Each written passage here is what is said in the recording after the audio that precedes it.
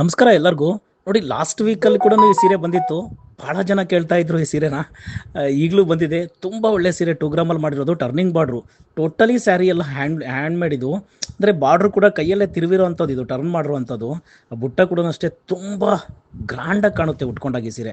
ಮಂಚಿಯವ್ರು ಎಲ್ಲದನ್ನು ಹಿಂಗೆ ಹೇಳ್ತಾರೆ ಅಂತ ಅನಿಸುತ್ತೆ, ಬಟ್ ತುಂಬ ಡಿಫ್ರೆಂಟ್ ಸೀರೆ. ನೀವು ಉಟ್ಕೊಂಡಾಗ ಭಾಳನೇ ಗ್ರ್ಯಾಂಡ್ ಲುಕ್ ಕೊಡುತ್ತೆ ಸೀರೆ ಇದು.